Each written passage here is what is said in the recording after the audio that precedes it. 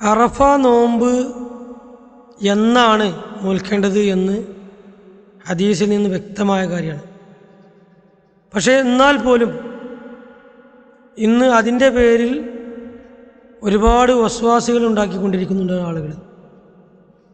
നബി സല്ലല്ലാഹു അലൈഹി വസല്ലമ പറഞ്ഞു, അറഫാ ദിനത്തിലെ നോമ്പ് കഴിഞ്ഞുപോയ ഒരു വർഷവും അതുപോലെ തന്നെ വരാനിരിക്കുന്ന വർഷത്തെയും പാപങ്ങൾ പൊറുക്കുമെന്നാണ്. ചെറിയ പാപങ്ങളൊക്കെ ഉണ്ടെങ്കിൽ അത് പൊറുക്കാൻ കാരണമാകുമെന്നാണ്. ആ ഹദീസിൽ പ്രയോഗിച്ചത് സിയാമു യൗമ അറഫ എന്നാണ്. അറഫാ ദിവസം എന്നാണ് ഹദീസിൽ പ്രയോഗിച്ചത്. എന്നാൽ ദുൽഹിജ്ജ എന്നും ഹദീസുകളിൽ നമുക്ക് കാണാൻ സാധിക്കും. നബി സല്ലല്ലാഹു അലൈഹി വസല്ലമയുടെ പത്നിമാരിൽ, നമ്മുടെ ഉമ്മമാരിൽ നിന്ന് റിപ്പോർട്ട് ചെയ്തിട്ടുള്ള ഹദീസിൽ കാണാൻ സാധിക്കും, നബി സല്ലല്ലാഹു അലൈഹി വസല്ലമ ദുൽഹിജ്ജ മാസത്തിൽ അതിൻ്റെ 9 നോമ്പനുഷ്ഠിക്കാറുണ്ടായിരുന്നു എന്ന്. കാന റസൂലുള്ളാഹി സ്വല്ലല്ലാഹു അലൈഹി വസല്ലം യസൂമു തിസ്അ ദിൽഹിജ്ജ എന്നാണ്. ദിൽഹിജ്ജ അവിടെ ദുൽഹിജ്ജ 9 ഈ നോമ്പ് നോൽക്കേണ്ടത് എന്ന് ഹദീസിൽ നമുക്ക് കാണാൻ സാധിക്കും. എന്നാൽ പണ്ട് കാലത്തൊക്കെ ഹാജിമാർ അറഫയിൽ നിൽക്കുന്ന ദിവസം നമുക്ക് അറിയാൻ കഴിഞ്ഞിരുന്നില്ല. ഇന്ന് എല്ലാ കാര്യങ്ങളും അതാത് സമയത്ത് കാണാനും കേൾക്കാനും ഒക്കെ കഴിയും. അറഫയിൽ ഹാജിമാർ ഒരുമിച്ച് കൂടുന്ന അതേ സമയം തന്നെ അവിടുന്ന് നമുക്കത് കാണാൻ സാധിക്കും. എന്നാൽ അറഫയിൽ ഹാജിമാർ നിൽക്കുന്ന അല്ലെങ്കിൽ അവർ സമ്മേളിക്കുന്ന ആ ദിവസം തന്നെ ലോകത്തുള്ള എല്ലാവരും നോമ്പെടുക്കുക എന്നുള്ള ആശയം, അത് പുതിയതായി ഉണ്ടായ ആശയം. ശരിക്കും ശ്രദ്ധിക്കണം ഈ വിഷയം.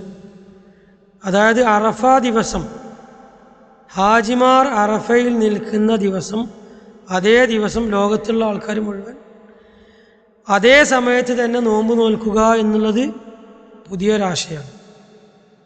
എന്നാൽ ഈ ഒരാശയം കൊണ്ട് ജനങ്ങളിൽ ഒരുപാട് വസ്വാസം ഉണ്ടാകാൻ കാരണമാകും. നമ്മുടെ ബഹുമാന്യരായ പല സഹോദരങ്ങളും ഈ അറഫ, യൗമ അറഫ എന്നുള്ള ആ ഒരു പദം പിടിച്ചിട്ടാണ് പറയുന്നത്. അറഫ ദിവസം ലോകത്തുള്ള മനുഷ്യന്മാരെല്ലാവരും GCC കൺട്രീസിലും അമേരിക്കയിലും റഷ്യയിലും ഒക്കെ ഉള്ള ആൾക്കാർ അറഫ ദിവസം ഹാജിമാർ സംഗമിക്കുന്ന അതേ സ്പോട്ടിൽ, അതേ സമയത്ത് തന്നെ, അതേ സെക്കൻഡിൽ തന്നെ നമുക്ക് കാണാൻ സാധിക്കുന്നുണ്ടല്ലോ. അതുകൊണ്ട് അന്ന് തന്നെ നോമ്പ് നോൽക്കണം എന്ന് പറയാൻ കാരണം അതാണ്. എന്നാൽ ഇസ്ലാമിനെ സംബന്ധിച്ചിടത്തോളം ചില കാര്യങ്ങളിൽ അഭിപ്രായ വ്യത്യാസം ഉണ്ടാകും. ആ അഭിപ്രായ വ്യത്യാസം അതൊരു അഭിപ്രായ വ്യത്യാസമായി കണ്ടാൽ മതി. അറഫാ ദിവസം എന്നുള്ളത് ഹദീസിൽ വന്നതുകൊണ്ട് അവർ അത് പിടിച്ചുകൊണ്ട് നോൽക്കുന്ന ആളുകൾ അങ്ങനെ നോക്കട്ടെ. ദുൽഹിജ്ജ 9 ആ ഹദീസിൽ വന്നത്, ഞങ്ങൾ കണ്ടത് അങ്ങനെയാണ് എന്ന് കരുതി നോൽക്കുന്നവർ അങ്ങനെ നോൽക്കട്ടെ. പക്ഷേ ഇതിൻ്റെ പേരിൽ ആ നോമ്പ് ദുർബലമാക്കുന്ന, അല്ലെങ്കിൽ പരസ്പരം നോമ്പ് പോയിട്ട് എല്ലാ കർമ്മങ്ങളും മറ്റുള്ളവർക്ക് കൊടുക്കുന്ന രീതിയിലുള്ള മെസ്സേജുകളും അതുപോലെ തന്നെ സംസാരങ്ങളും പ്രസംഗങ്ങളും ഒക്കെ പലപ്പോഴും വരാറുണ്ട്. എന്നാൽ അത് നബി സല്ലല്ലാഹു അലൈഹി വസല്ലമയുടെ അധ്യാപനത്തിനെതിരാണ്. യഥാർത്ഥത്തിൽ നമ്മൾ മനസ്സിലാക്കേണ്ടത്, ഹദീസിൽ നസ്സായി വന്നത് ദുൽഹിജ്ജ 9 ലോകത്ത് എവിടെയാണെങ്കിലും. ഇപ്പോൾ നമ്മൾ കേരളത്തിൽ എന്താണോ ദുൽഹിജ്ജ 9 അന്നാണ് നമ്മൾ നോമ്പ് നോൽക്കേണ്ടത്. നമ്മൾ അമേരിക്കയിലാണ് എങ്കിൽ അവിടെ ദുൽഹിജ്ജ 9 എന്താണോ അന്നാണ് നോമ്പ് നോൽക്കേണ്ടത്. അതൊരു പക്ഷേ ഹാജിമാർ അറഫയിൽ സമ്മേളിക്കുന്ന ദിവസം ഒരു ദിവസം മുമ്പായിരിക്കും, അല്ലെങ്കിൽ കഴിഞ്ഞു പോയിട്ടുണ്ടാവും. അത് നമ്മെ സംബന്ധിച്ചിടത്തോളം ബാധകമല്ല. കാരണം അഷ്റഫുൽ ഖൽഖ് റസൂലുള്ളാഹി സ്വല്ലല്ലാഹു അലൈഹി വസല്ലമ ദുൽഹിജ്ജ 9 എന്ന് പറഞ്ഞതുകൊണ്ട്. അപ്പോൾ ഏത് നാട്ടിലാണോ നമ്മളുള്ളത് അവിടെ എന്നാണോ ദുൽഹിജ്ജ 9 അന്നാണ് നമ്മൾ നോമ്പ് നോൽക്കേണ്ടത്. അപ്പോൾ ഒരാൾ ദുൽഹിജ്ജ 9 നോമ്പ് നോൽക്കാൻ തീരുമാനിച്ചതെങ്കിൽ അയാളെ മോശമാക്കി ചിത്രീകരിക്കേണ്ട ആവശ്യമില്ല. അവർ പൊട്ടന്മാരാണെന്ന് പറയേണ്ട ആവശ്യമില്ല. അവർ വിവരമില്ലാത്ത ആളുകളെന്ന് പറയേണ്ട ആവശ്യമില്ല. എന്നാൽ അറഫാ ദിവസമാണ് ഞങ്ങൾ നോമ്പ് നോൽക്കുന്നത് എന്ന് പറയുന്ന ആളുകളെ സംബന്ധിച്ചിടത്തോളം അവരെയും വിഡ്ഢികളാണ്, അവർ മോശമുള്ള ആളുകളാണ് എന്ന് പറയേണ്ട ആവശ്യമില്ല. അവരവർ നോക്കട്ടെ. അതിൻ്റെ പേരിൽ ആ നോമ്പ് നഷ്ടപ്പെടുത്തുന്ന അല്ലെങ്കിൽ പരലോകം നഷ്ടപ്പെടുത്തുന്ന ഒരു രീതി വിശ്വാസികളായ ബഹുമാന്യരായ സഹോദരന്മാരിൽ നിന്ന് ഒരിക്കലും ഉണ്ടാകരുത് എന്ന് സാന്ദർഭികമായി സൂചിപ്പിക്കുകയാണ്.